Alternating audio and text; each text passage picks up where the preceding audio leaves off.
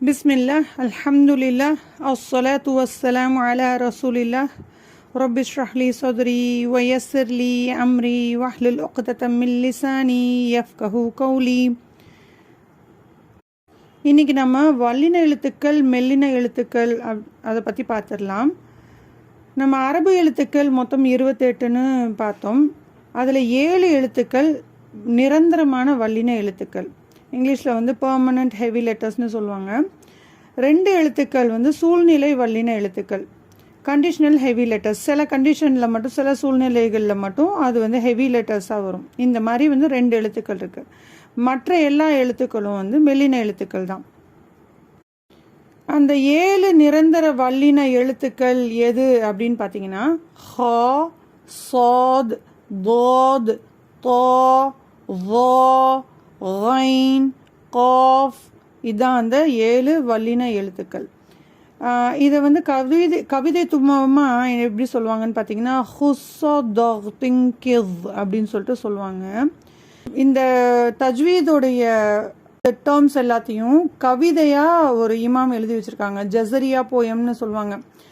இமாம் ஜஸரின்னு ஒரு இமாம் அது எல்லா டேர்ம்ஸையும் கவிதையாகவே எழுதி வச்சுருக்காங்க.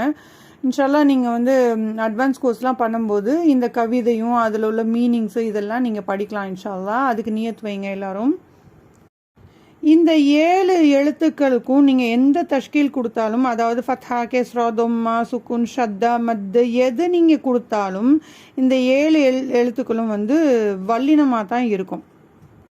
வல்லினம் அப்படின்னா என்னன்னு பார்த்தீங்கன்னா, நம்மளோட நாவோட பின்பகுதி, அதாவது தொண்டைக்கு பக்கத்தில் இருக்கிற நாக்கு இருக்குல்ல, அந்த நாக்கை தொண்டைக்கு நெருக்கமாக தொண்டையை பாதி அடைக்கிற மாதிரி தூக்கி வச்சுக்கணும். தூக்கி வச்சுக்கிட்டு உயர்த்தி வச்சுக்கிட்டு நம்ம அந்த எழுத்தை நம்ம உச்சரிக்கும் போது அந்த எழுத்து வல்லினமாக உச்சரிக்கப்படும். அந்த தொண்டையில் இருந்து வர அந்த சத்தமும் இந்த எழுத்துடைய சத்தமும் எக்கோ சவுண்டு மாதிரி கலந்து உங்களுக்கு ஒரு ஹெவியாக கேட்கும், ஒரு ஒரு ஒரு எக்கோ மாதிரி கேட்கும். இந்த மாதிரி நம்ம செய்யும்போது தான் அந்த எழுத்து வல்லினமாக ஆகும். அப்படி நம்ம நாக்கோட பின்பகுதியை உயர்த்தாமல் சொன்னோன்னா அது மெல்லினமாக தான் கேட்கும். தோ, த போன்ற எழுத்துக்கள் ஒரே மாதிரியான எழுத்துக்கள், ஒரே மஹ்ரஜில் ஒரே இடத்துல இருந்து ஊதிக்கக்கூடிய எழுத்துக்கள். ரெண்டுத்துக்கும் வித்தியாசம் என்னன்னு பார்த்தீங்கன்னா, தோ ஒரு வல்லின எழுத்து, ஆ அப்படின்னு அதை ஒரு எக்கோ சவுண்டோட கலந்து நம்ம வெளிப்படுத்தணும். இதே த லைட் லெட்டர், அதை மெல்லின எழுத்து, அப்படின்னு லைட்டாக அதை உச்சரிக்கணும். இந்த த சொல்லும்போது உங்களுக்கு நீங்கள் நாக்கை உயர்த்த தேவையில்லை. ரொம்ப ஈஸியாக தண்ணி அதெல்லாம் நம்ம எப்படி சொல்கிறோமோ அது மாதிரி ரொம்ப ஈஸியாக சொல்ல முடியும். ஆனால் நம்ம தோ சொல்லும்போது அந்த நாக்கை உயர்த்தாமல் சொன்னோன்னா அது த மாதிரியே கேட்கும்.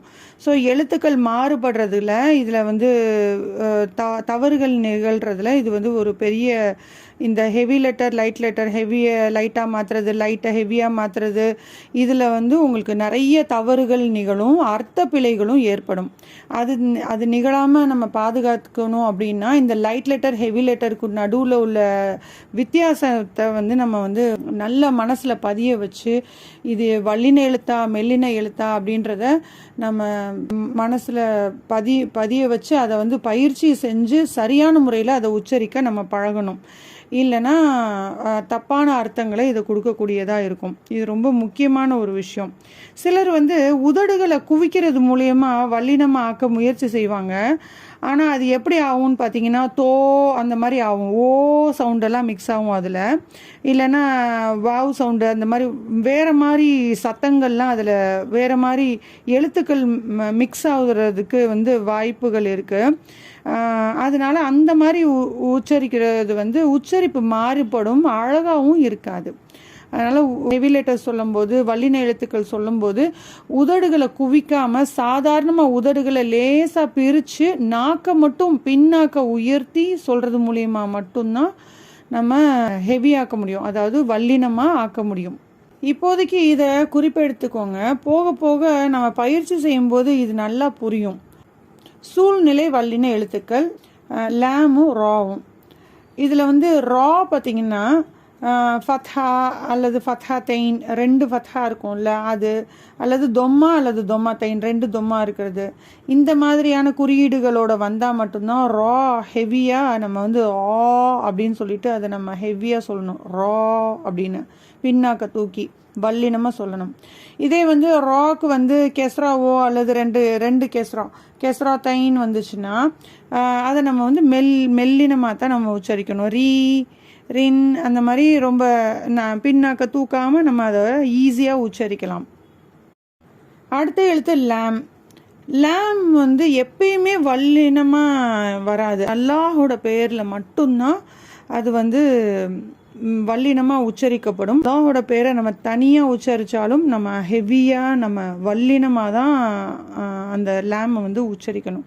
அதுவும் சில இடங்களில் தான் அல்லாஹோட பேரையே நம்ம வந்து வல்லினமாக உச்சரிக்க முடியும்.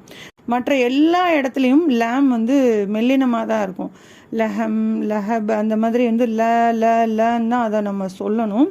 ஆனால் அல்லாஹோட பெயரை உச்சரிக்கும் போது மட்டும் சில கண்டிஷன்ஸ் சொன்னேன்ல, அதில் பார்த்தீங்கன்னா அல்லாஹோட பேருக்கு முன்னாடி எந்த எழுத்து இருந்தாலும் பரவாயில்ல, அந்த எழுத்துக்கு ஃபத்ஹாவோ தொம்மாவோ இருந்திருந்தா அல்லாஹோட பேரை வந்து நம்ம வந்து ஹெவியாக நம்ம அல்லாஹ் ஹுவல்லாஹி ஹுமுல்லாஹி அந்த மாதிரி வந்து நல்லா ஹெவியாக நம்ம வந்து சொல்லணும். நல்லா வல்லினமாக வெயிட் கொடுத்து நம்ம சொல்லணும்.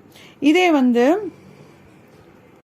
அல்லாஹோட பேருக்கு முன்னாடி உள்ள எழுத்து கெஸ்ரா பெற்றிருந்துச்சுன்னு வைங்களேன், அல்லாஹோட பேரை ரொம்ப லைட்டாக வாய்க்கு ரொம்ப ஈஸியாக நாக்குக்கு ரொம்ப ஈஸியாக அதை நம்ம வந்து சொல்லலாம். உதாரணத்துக்கு பார்த்தீங்கன்னா பிஸ்மில்லாஹிர் ரஹ்மானிர் ரஹீம்.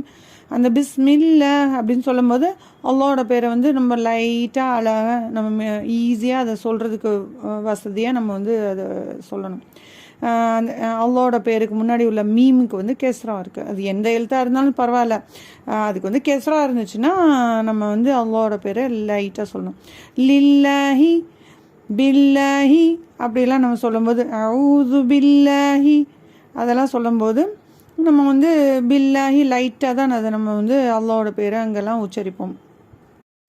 இதையெல்லாம் வந்து குறிப்பெடுத்து வச்சுக்கோங்கம்மா. இன்ஷா அல்லாஹ் குறிப்பெடுத்து வச்சா மட்டும்தான் நமக்கு இதெல்லாம் மனசில் நிற்கும்.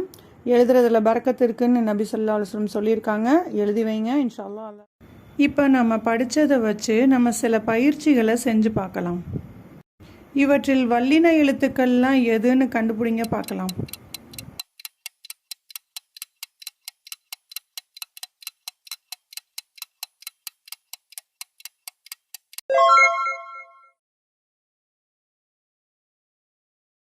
இதில் மெல்லின எழுத்துக்கள்லாம் எதுன்னு கண்டுபிடிங்க பார்க்கலாம்.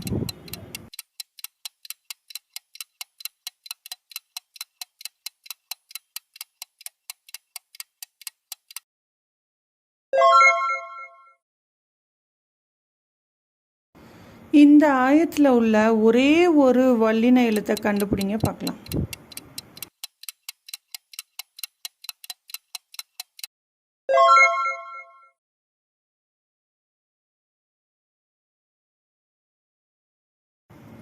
கீழே கொடுக்கப்பட்ட ஆயத்தில் அல்லாஹோட பேர் இருக்குது. இங்கே அல்லாஹோட பேரை வல்லினமாக உச்சரிக்கணுமா அல்லது மெல்லினமாக உச்சரிக்கணுமான்னு கண்டுபிடிங்க பார்க்கலாம்.